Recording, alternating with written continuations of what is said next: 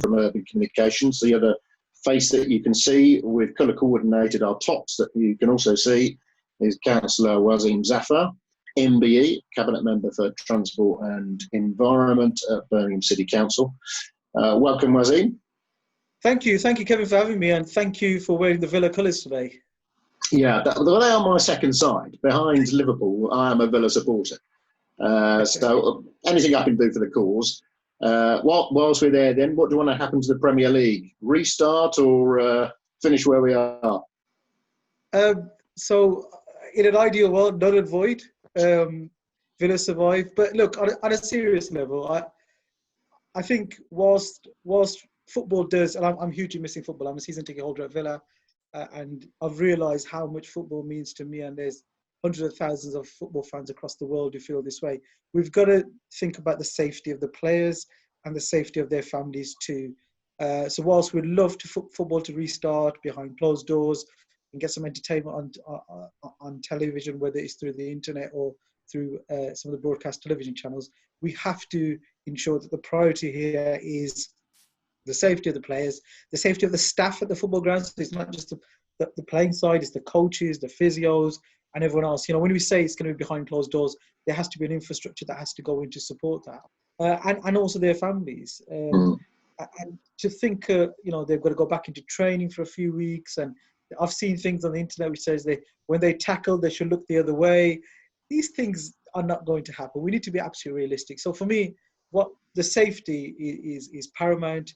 And if the season is curtailed, or if the season does go on for another few months, I don't think anybody will mind. It's a very, very difficult decision, and there is a huge economical issue as well here.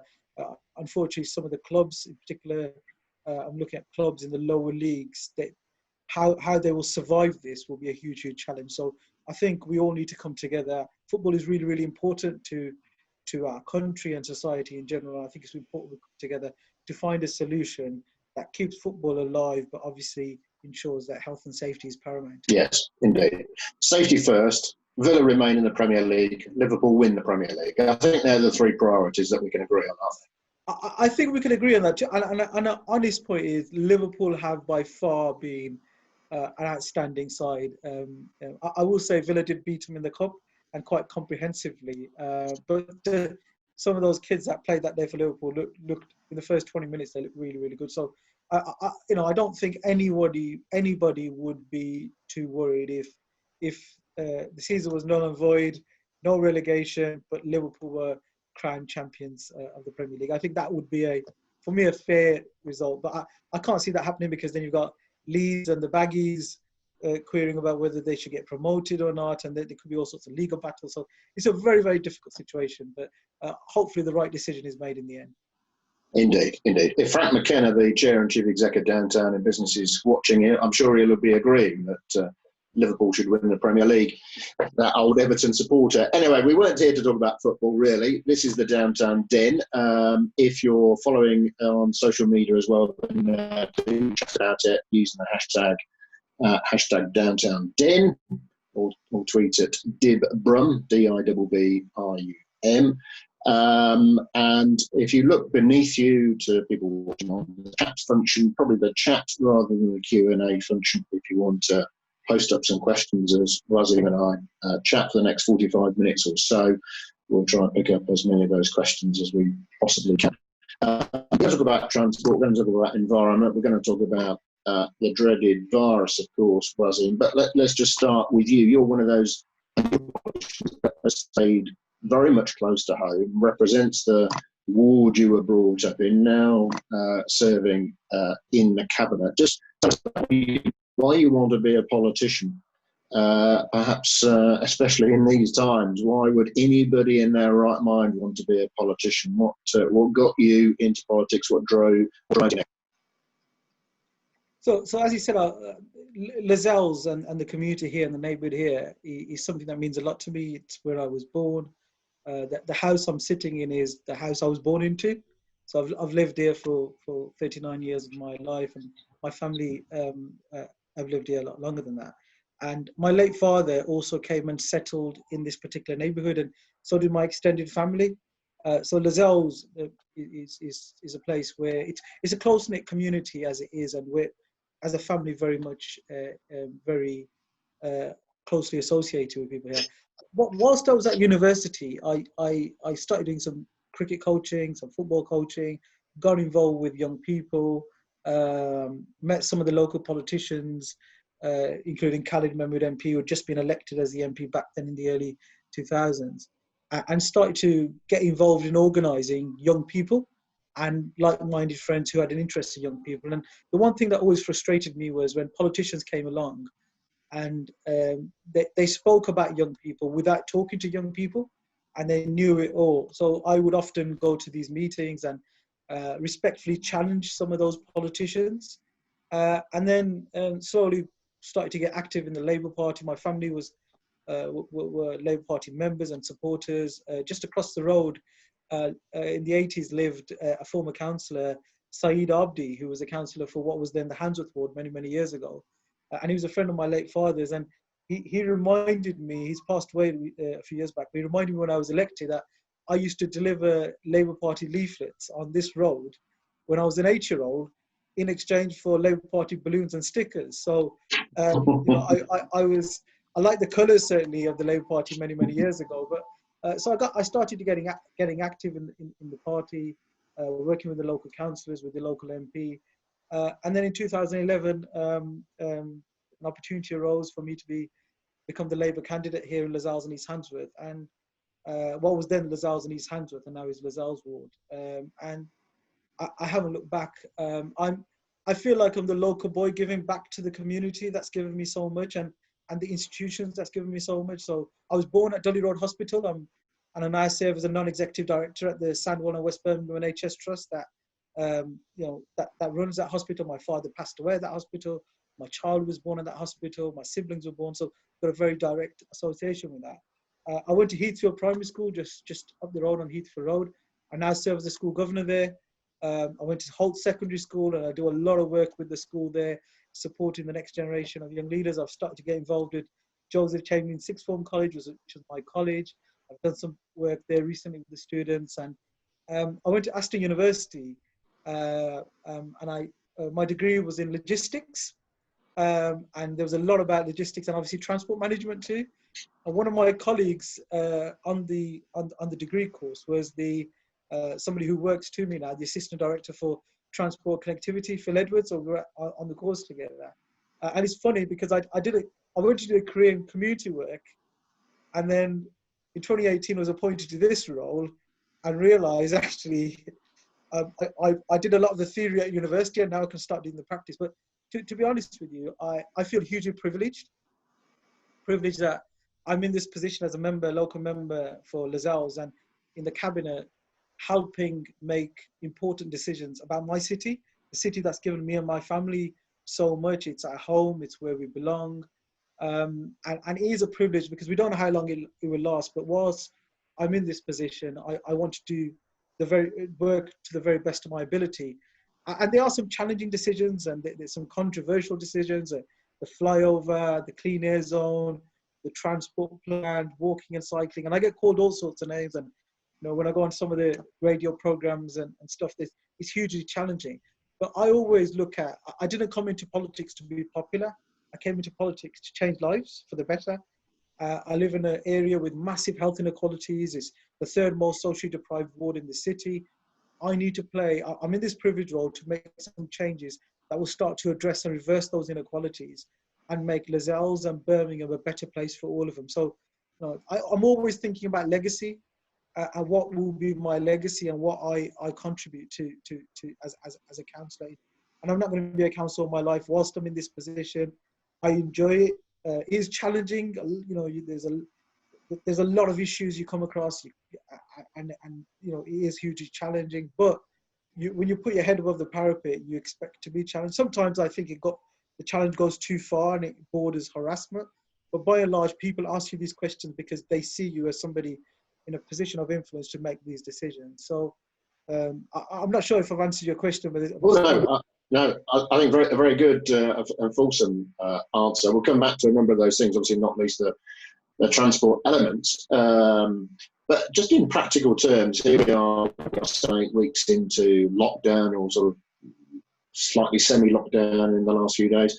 What does a councillor, what does a cabinet member do? How have you been functioning the past few weeks? Not least, particularly now, we'll get on to it. Not least as the transport issues are becoming more and more pertinent to easing the lockdown. How have you been functioning? How have your colleagues on the cabinet and other councillors been functioning? So it's been hugely challenging, and it's challenging for everybody, I guess, and councils are no different. And we've tried to. We're obviously in an emergency situation at the council, and we're working remotely. We're all working at home, and first couple of weeks particularly were very difficult. We didn't know how long this would last, and for me, mentally it was quite tough in the first couple of weeks, and then. What I was also lacking was a routine. So every day felt like a Sunday, a typical Sunday, and I didn't know, what would happen. Spent a lot of time in front of the telly, watching what's happening as things were unfolding, and at the same time scrolling Twitter to kind of capture what's going on. But since then, I think I certainly have started to pick a routine. I'm in regular contact with my constituents. Obviously, I can't meet them physically. My advice bureau isn't running, but remotely, my mobile number, my social media, various channels targeting different age groups and different dimensions, demographics of my constituents. I'm in regular contact and sharing information with them. And people are contacting me, and remotely I'm still doing casework. People can email me, give me contact on my telephone. I'm a diabetic. I'm type 2 diabetic, and I've also had some challenges with my kidneys. So I am in that vulnerable group, and I've been in communication with my GP. So I did heavily protect myself, in particular in the first few weeks, and I'm still protecting myself by limiting my time that I spend outdoors. And I've got to be careful about myself. Obviously, my mum lives with me too, who's also diabetic, and it's about how we protect each other. So I spend a lot of time, Monday to Friday in particular, 9 to 5, in front of my laptop in team meetings, in Zoom meetings, in using other Skype meetings, both as a local councillor, as a cabinet member, and also in my role as a non-exec at the NHS Trust, and the various roles I hold in other institutions too. So I've kind of got used to remote working. In terms of productivity, I think at times remote working has increased productivity, and I was talking to the council's inclusive growth director, Ian McLeod, and I think in the first 6 weeks or 5 weeks of lockdown, we approved over 1,000 planning applications in the council. So productivity just went through the roof. It's something, agile working is something we really want to pursue in the long term. And obviously, the limited journeys you make to different places, that also has an impact on climate change and our ambition to reduce carbon emissions too. So at the difficult time, there's also a number of opportunities that have come about too. Yes, we'll come back to sort of lessons learned and where do we go from here as we get to some kind of new normal, as people are describing it. We're going to sort of focus really on the transport plan, particularly the sort of emergency transport plan that you've published this week. But just to take one step back from that, of course, another new transport plan out for consultation, and that raised a lot of interest and debate, as you were touching on. Just go back, if you would, to that, and in particular, I guess, some of the things that were the headlines in that original transport plan, which I know you plan to return to or put rocket boosters under now with what's been happening.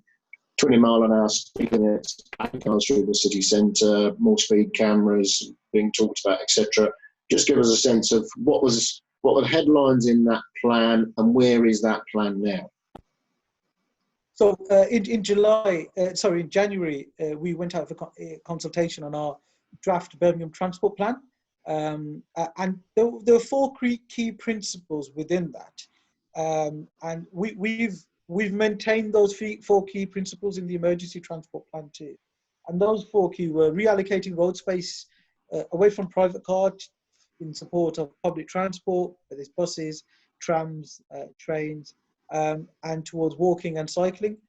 So just as a city, I think the one thing I said in some of the early interviews that keeps being replayed back is the fact that I said that car will no longer be king in our city. And you know, a city, the motor city, which was built, a lot of its infrastructure was built to support car. It's just not, it's unsustainable with the level of congestion we've got in the city, the high levels of air pollution. We have to have a shift away from private car to more sustainable forms of transport. The second one was looking at recreating a city centre where sustainable transport takes a priority, and looking at the cells idea and exploring that further, and also exploring the repurposing of the A38 tunnels. You know, at a time when we've got a climate crisis, we've got illegal and unsafe levels of air pollution, we've got masses of congestion, which businesses say costs them, I think something like £12 million a week is the damage that congestion causes our economy in the city. And we've got this big stonking motorway, dual carriageway that runs through the heart of the city, and we've got to look at repurposing that. And I'm not saying close it, I'm just saying we need to have a conversation about how that looks in future.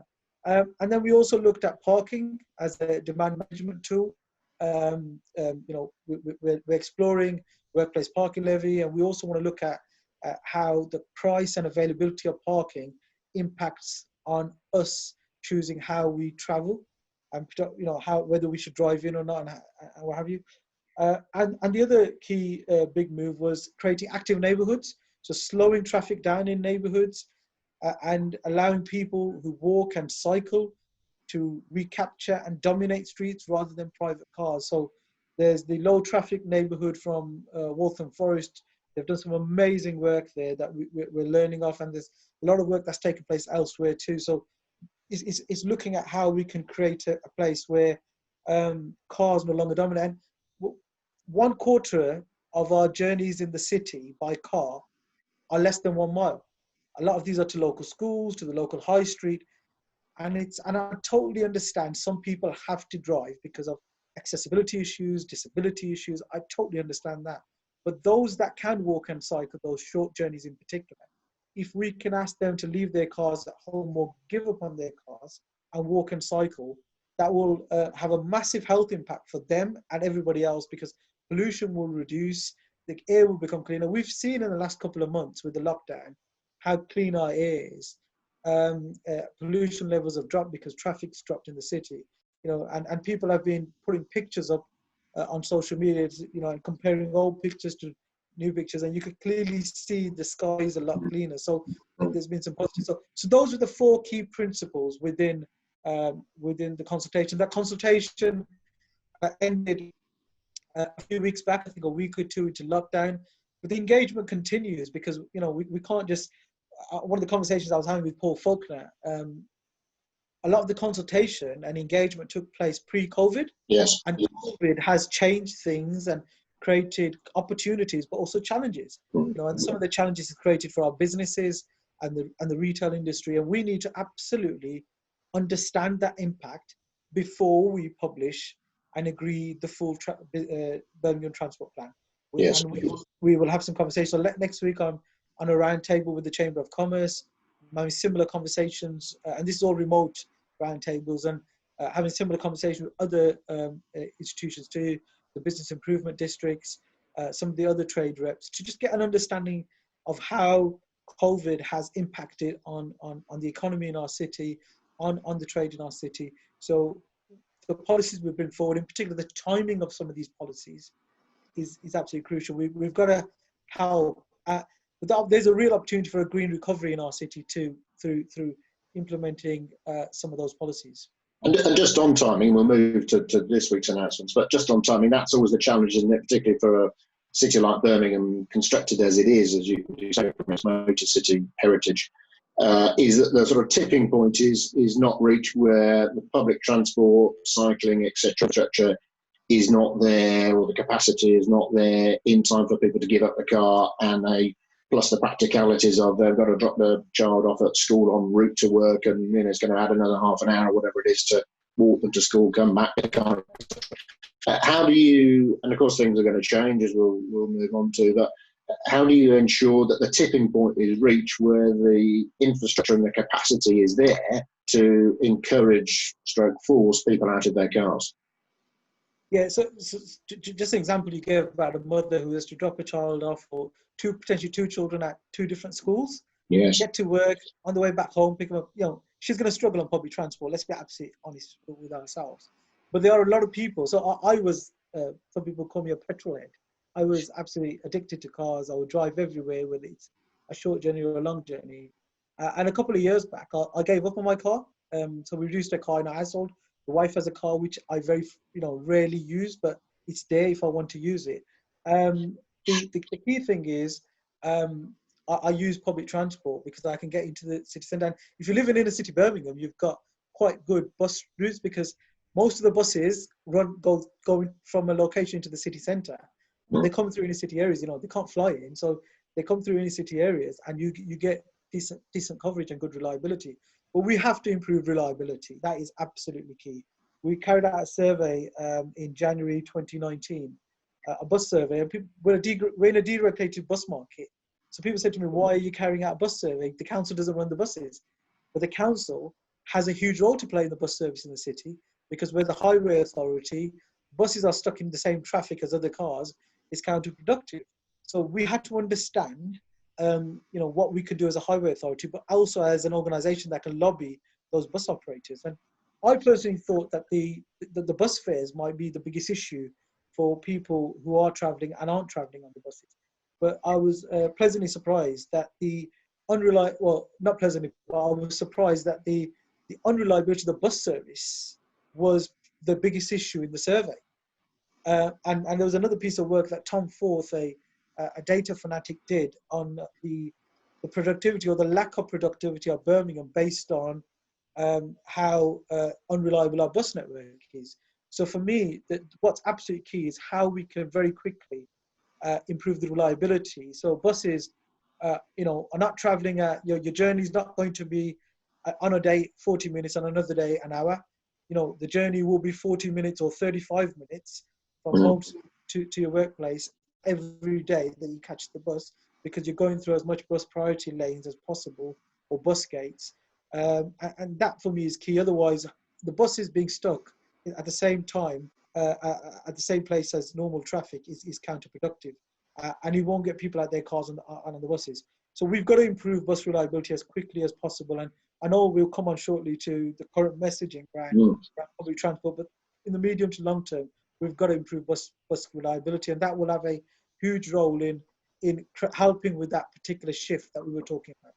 Yeah, and so just moving on to what you published this week, then Waseem, just give us a sense of the elements in the emergency transport plan, and this is really responding to, I'm sure, the council coming up with these thoughts on its own, but also prompted, I think, by the government offering a few million here and there for active cycling, reallocating road space, etc. Just give us a sense of that new plan and when it's what we're going to see when. Sorry, Kevin, I've just been disturbed by my 5-year-old son. I can tell that. I do apologise. These are part of the challenges of working at home. Indeed. I've just about managed to keep my 10-year-old and 7-year-old out of the office at this point. Yeah. Sorry, could you just repeat that question again? Yeah, no, so I was just saying about the emergency transport plan you published this week. Just give us a sense of that and the background to it. Obviously, the council itself looking at what it can do and what needs to be done in an emergency situation, but also partly responding to what the government, through Grant Shapps, the Transport Secretary, has offered by way of funding some improvements, particularly about reallocating road space. So the draft Birmingham Transport Plan talked a lot about walking and cycling. At the same time, we also published our walking and cycling strategy, and we've done a lot of work through the Birmingham Cycle Revolution in the past few years on cycling infrastructure in the city.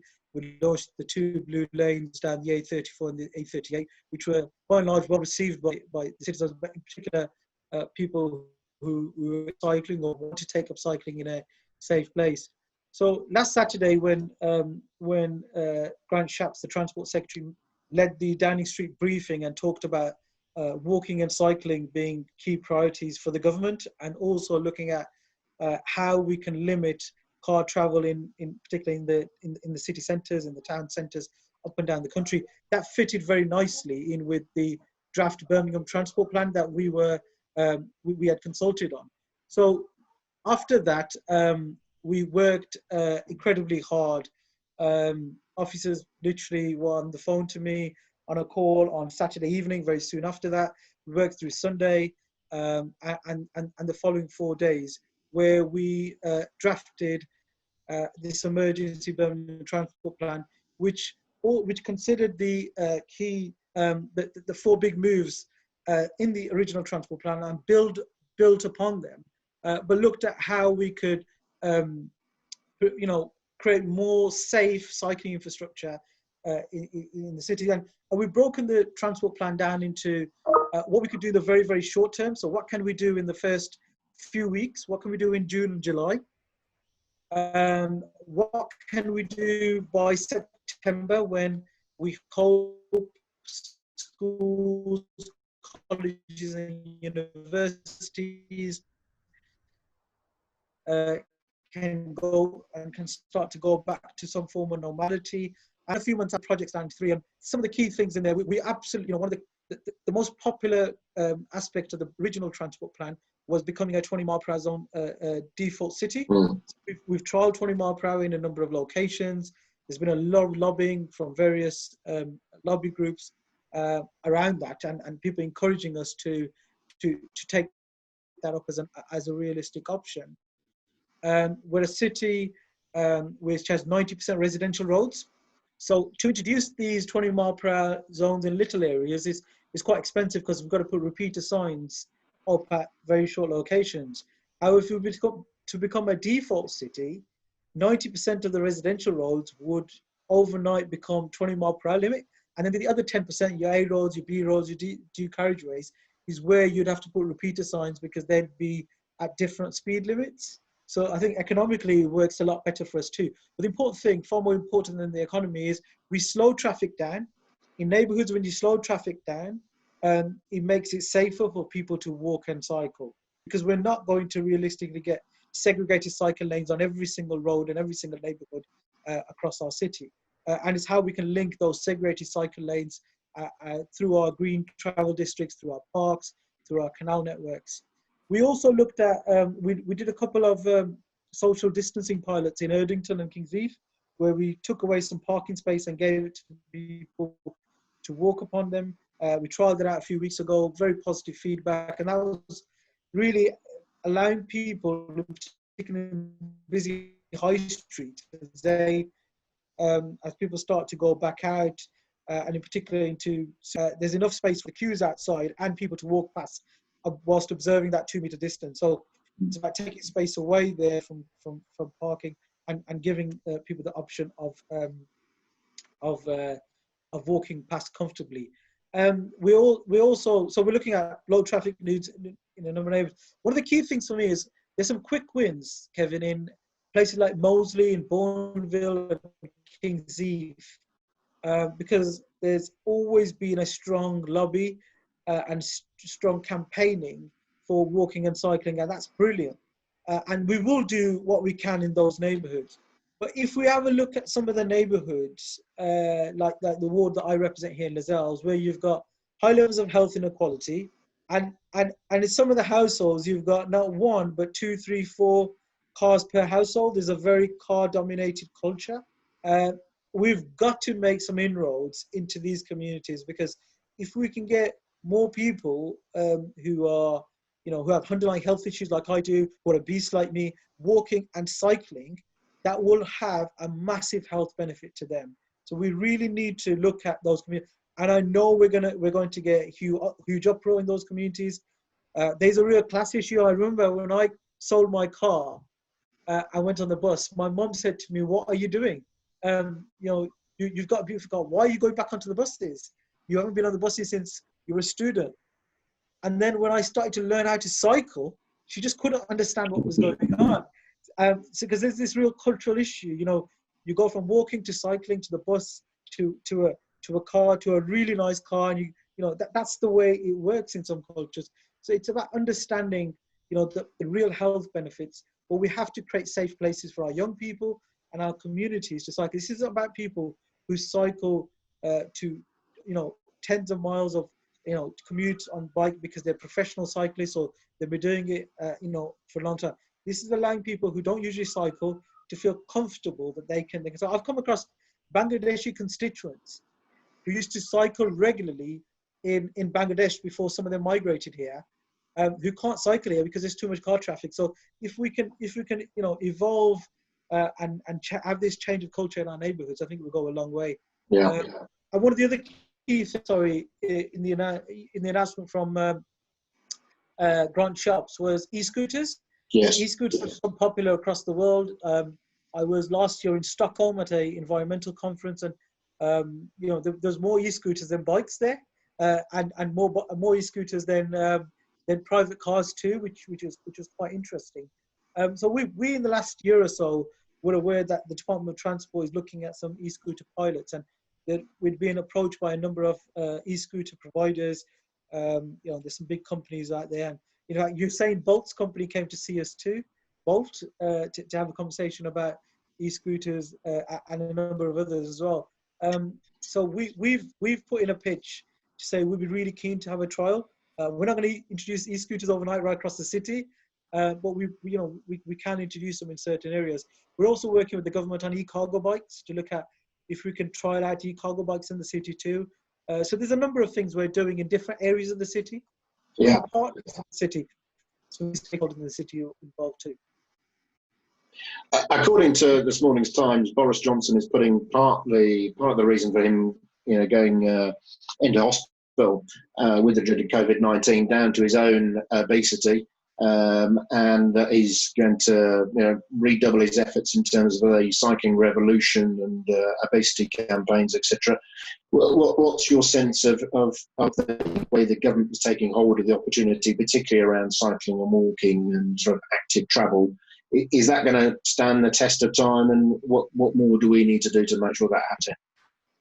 So the Prime Minister, he has a lot of faults, but one of his key strengths is he has always promoted walking and cycling in particular. When he was Mayor of London, he I think Andrew Gilligan was his cycling czar, and they worked very closely to promote cycling in London.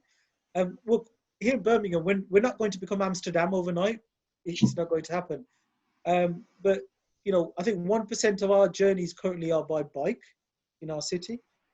We had an aspiration to take that up to 5% in 2023 and 10% by 2033. I think COVID has created loads of challenges, but one of the opportunities created is to really push through with cycling. And if we can get by 2023 rather than 2033 to bring the 10% target forward by 10 years, I think that will go a long way. But we've got to create a lot of safe places for people to cycle. There's been a rise in people cycling for pleasure over the lockdown. But I'm sure if we start to create better infrastructure, we can get more people cycling and commuting to cycle. So the A34 and the A38 are good starts. We've also spent £15 million doing up the tow paths on our canals network. Of that, £2 million was spent on creating a bridge on the network in Edgbaston, because that's one of our busiest routes from the university to the city centre. And we've got more canals than Venice. So we're working very closely with the Canals and River Trust to see how we can improve signage so people can understand. There's a map of the canal network and the tow paths, where people can cycle. How long will it take to walk from the city centre to University of Birmingham, or the city centre to Dudley Road Hospital via the canals? How long will it take to cycle? We've got to improve the cycling. We've got to also improve the lighting. So we're currently exploring how much it costs us to put some cat's eyes lighting into the canals network. That's one option, because in the winter, when it gets dark early in the evening and it gets dark light late in the morning, there's real issues about cycling and how safe or unsafe it is on the network. So we want to create a full network of safe cycling infrastructure, some of it on the road surface, so through our blue lanes, other segregated cycling lanes in high streets, in neighbourhoods, that link in and complement what we've got on the canals network too. Yeah. And just while you're on canals and waterways, Waseem, and I'm going to turn to some of our questions, which are particularly on transport. Paul Cadman, well known in this parish, the chair of Downtown in Business Birmingham, he's asked me to ask you really about the very point you were just touching on, and particularly the campaign he's involved in, together with campaigners against single-use plastics, to make sure we use the waterways with a particular reference to the Commonwealth Games. Not all that long in the future. I'll come back to the Commonwealth Games more generally. Is there going to be money spent effort to making sure those waterways can be used, are safe, are lit, as you were just touching on, in time for the Games? So one of the key corridors for the Canals and River Trust nationally is the link between Birmingham City Centre and Perry Bar. They're leading that piece of work, and we're working very, very closely with them. I sit on the regional board of the Canals and River Trust, so I work hand in glove with them. We've got a very good relationship, and we're looking at what we can do to capitalise on that. There's a number of options being considered, including water taxis to get people from the city centre to the village and the Alexander Stadium via the canals network, to improve the walking and cycling facilities there too. So we're hopeful that we'll have a sizable project to deliver that CRT, the Canals and River Trust, are leading on. Yeah. We're also working with them in terms of the opportunities from, say, Spring Hill, the city centre, Jewellery Quarter, Spring Hill, all the way up to Smethwick. You've got right in the middle of that the Midland Metropolitan University Hospital, the new hospital that's coming up, and that we hope is a catalyst for regeneration opportunities along that stretch of canals, both in Sandwell Metropolitan Council area and also the Birmingham City Council area, the combined authority involved. So we're looking at developing a number of, when we're going to go through a recession. There's going to be some challenging times, and we need some big strategic projects moving forward that will help in the green recovery, and help us create local jobs, reskill our local people, and create employment opportunities for those who are unemployed and may have lost jobs in other industries. So there's a lot of opportunities that we're hopefully bringing together at that very strategic level. Okay. I'll turn to one of the questions that we've had in, particularly as they focus on transport. A couple in from Rachel Eade, who will be. How is Birmingham City Council measuring people's perceptions and feelings around social distancing on public transport? And I guess Rachel, like many of us, will have in mind the pictures that we've seen, particularly of tube journeys in London where social distancing seems to have been possible.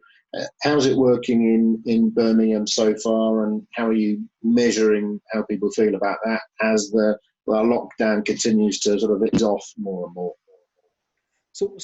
But Birmingham, well, the whole country is different to London because we're in a deregulated market. But that doesn't mean we don't work with the operators. So we have a very, very close relationship, whether it's with West Midlands Trains, the Metro service, which is run by Transport West Midlands, or the buses. And I'm also a member of the West Midlands Bus Alliance. And early this week we had a meeting. There's weekly calls, but there was our main board meeting early this week where all the bus operators were on the call. And I obviously also regularly speak to National Express in particular, because they're the major bus provider in the city. Want to see how, what 1.5 that is, so it's far lower than normal, but also to ensure that we support the industry as a council, and we work together to lobby government for support, because in the short term, the government has clearly given guidelines around public transport, and people should avoid using it if they potentially can. But we know some people don't have a car, and the employer is demanding for them to turn up to work, so they've got no other option. So the less people, the people that should be using public transport are only those who absolutely have to use public transport because they've got no other option. So we've got to, in the medium to long term, protect our bus industry, protect our rail industry, because they will be absolutely vital.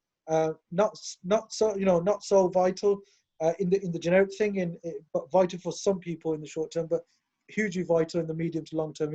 Our priorities are still there to support public transport when we get through this. So we're working very closely with them. Clearly, we've got to protect the staff in the bus industry. So there's extra support that's gone in for bus drivers. A lot of them already had the visors on, but there was some holes there for on those particular plastic visors. They've been covered up.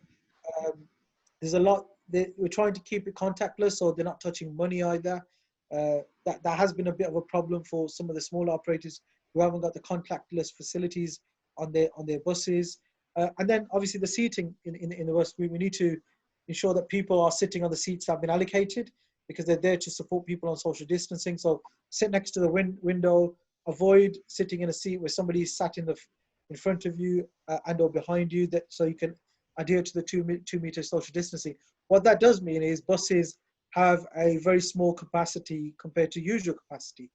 So what the bus operators are looking to do is put on more buses to ensure that the passengers that they have to cater for, who haven't got private car and can't walk and cycle to destinations, can access the transport. So there are huge challenges, but we are working very, very closely with the industry, who obviously are also working very closely with the Confederation of Passenger Transport and other bodies. It's a huge joint effort right now, very closely with Andy Street and his team at the Combined Authority on Transport West Midlands. And we absolutely want to ensure that there is a public transport industry in the medium to long term that can support us as we move people across our city and region in a sustainable way.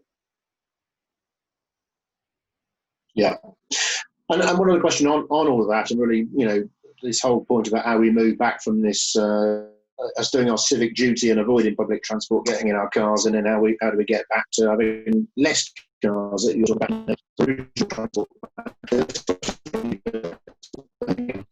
Roads are already becoming busier and more congested as lockdown measures begin to relax, as public transport is likely to be less favourable mode of transport for a few months yet. How realistic is it going to be able to discourage a return to car dependency in Birmingham? So from Easter Sunday to 3 weeks later, we did some analysis of what traffic looks like in Birmingham, and there was a 40% increase over those 3 weeks, which was obviously hugely concerning. And then we also looked at what's happened elsewhere across the world when countries have come out of lockdown.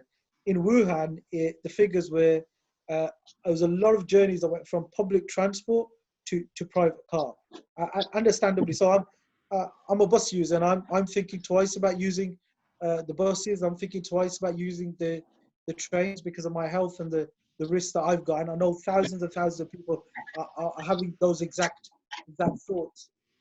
So we've got to, and that's why we think the shorter journeys, the journeys I reflected on earlier, those that are less than 1 mile, a lot of them are on a normal day to your local school, to the local shopping centre, to the local high street, to your friend's house just around the corner. If those journeys can be carried out by walking and cycling, wherever possible, I think we will, we will help make what we've got currently out there the new normal. Yeah.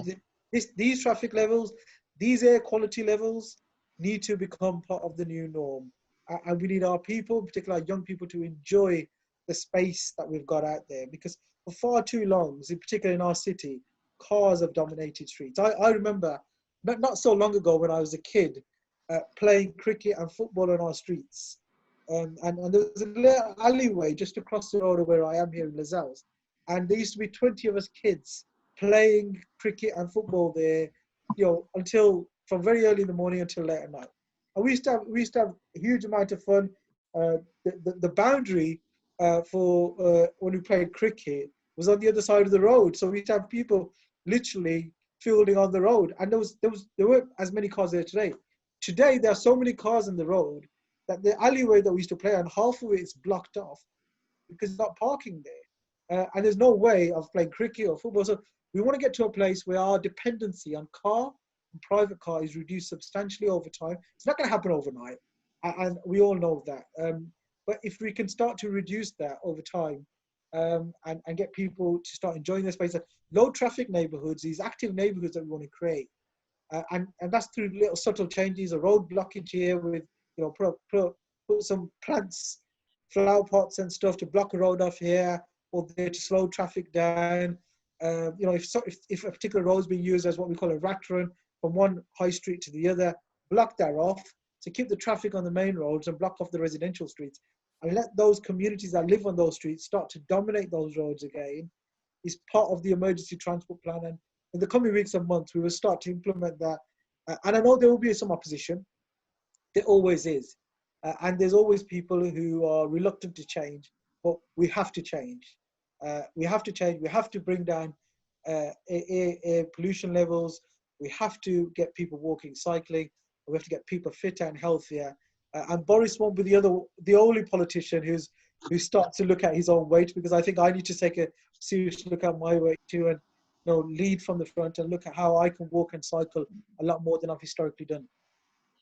We might come back to COVID and particularly some of the groups that it's having a big impact on, but I'm keen that before we do finish at 2 that we just touch on the other big area, I suppose, a big area in terms of where you've made a big policy move, and a big area in terms of improved because of COVID and because of the lockdown. And that, of course, is air quality.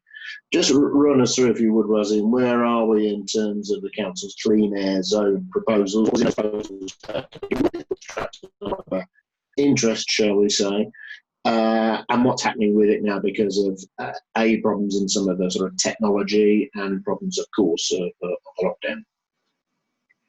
So obviously most people will be aware of the history of the clean air zone, and the ministerial direction which we had on the clean air zone still stands today. We've got to get air quality to legal levels, in particular 40 milligrams per cubic meter of NOx levels, which is the WHO guidelines, and also the legal level in the shortest possible time.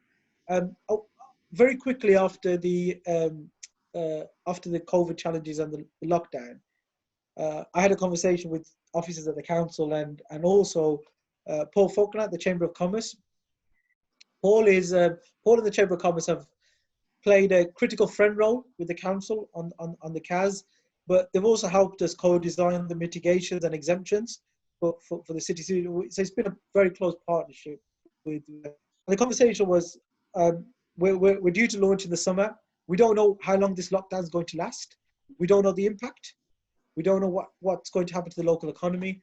I want to write to the Transport Secretary and the DEFRA Secretary and ask them to agree to a postponement until January 21, and also ask them to amend the ministerial direction.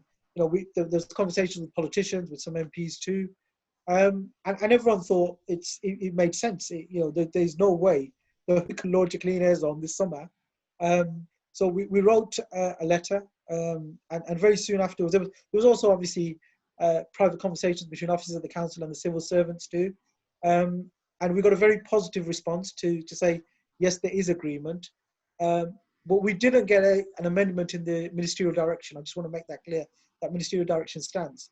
Now, Bath as a city, Bristol, Leeds, Manchester, there's a number of cities.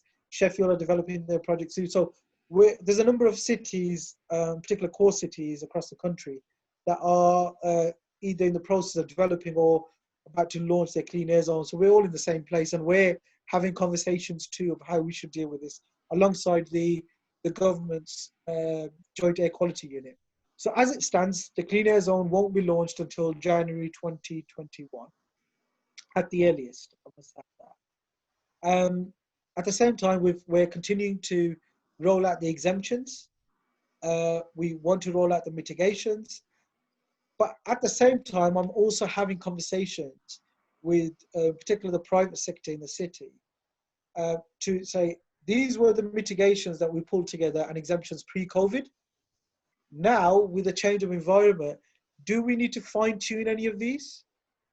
And more importantly, do we need to go back to government to say, actually, we need this pot of money to do this extra because of the impact COVID-19 has had? Now, I'm keen to launch the clean air zone as quickly as possible because it's the right thing to do. It's going to clean up the air, it's going to reverse health inequalities, and it's going to play an important role in the green recovery. So I'm not too keen on more exemptions. I'm keen on mitigations which allow give people support to get compliant as quickly as possible. So if we can get more people, so I know that the shift in the council's taxi policy late last year, which is in line with the clean air zone, has already pushed a lot of our taxi community to get to compliant levels. So the 15 odd million that was allocated for them, we may be able to, if it's not all used up, allocate that to another aspect to either support the taxi community or another section of society. So we're working very closely in the coming weeks, and next week we've got this roundtable with the chamber to get a better understanding of the support we've got and what else is needed. And look, whilst I've always said this about the clean air zone, I know it's a challenging policy, it's an important policy, but the private sector create jobs and protect the local economy. We will do everything possible to support them through this. But that doesn't mean supporting a particular business or a number of businesses who are sort of the culprits when it comes to polluting the air. You know, we've got to get the balance right. So we will provide the support to help people get compliant in the shortest possible time. But in summary, at the moment, it's all systems go for January, but you're open to continuing conversations about further mitigations and making sure we can all get to the right place. And just to add, we've always said, we said previously that summer 2020 we will launch, but we didn't have a precise date. And we've always said we will give the city 6 months notice on a precise date. So if we're going to launch in January, on January the 1st, I'm just saying, give you an example, we will announce that by the 1st of July this year. Yeah. Okay. All right. Well, we've got that on record. Just one question on environment we've had in. We've got about 5 minutes to go. So if you're desperate to get a question in, then do use that function and I'll try and get that across to Waseem. But one question already in. This is from David Bonas at WSB, well-known consultant.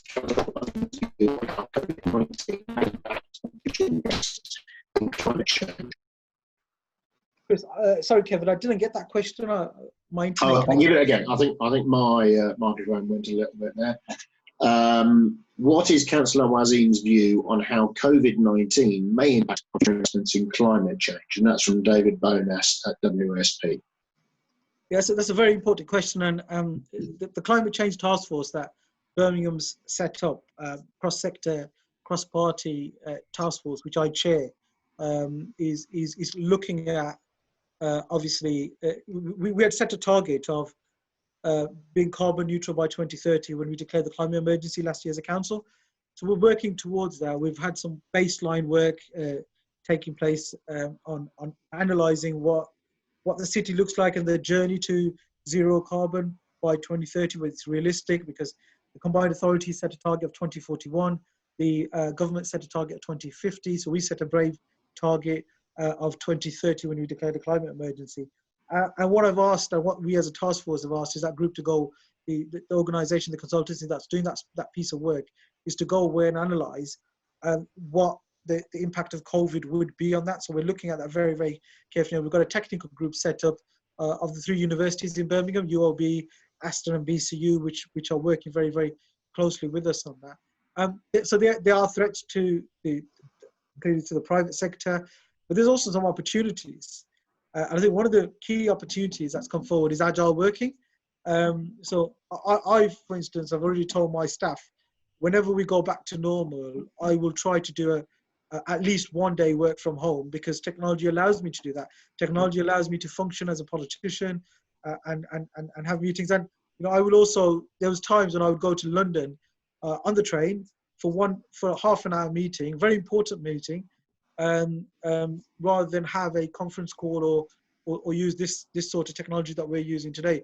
And I think that creates opportunities. If traffic levels and if your traveling demand drops as a society, that's going to have an overnight impact on gas emissions in the city, because wherever you are, approximately 1/3 of gas emissions is transport.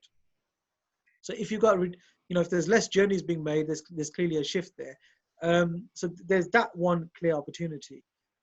Moving forward, clearly part of coming out of the recession has to be building a plan for recovery.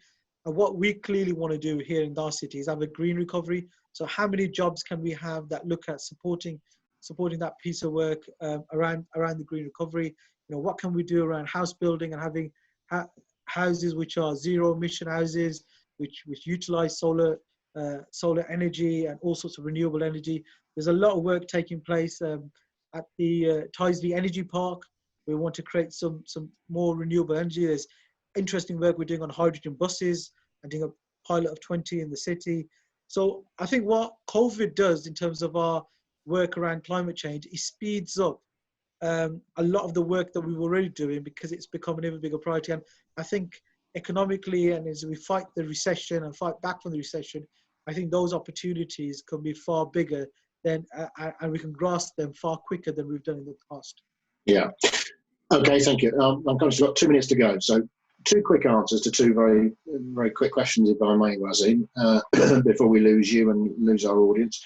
Commonwealth Games, what, if any, impact is COVID-19 going to have on the Commonwealth Games, the preparations for the running of it, and indeed possibly even the timing of it?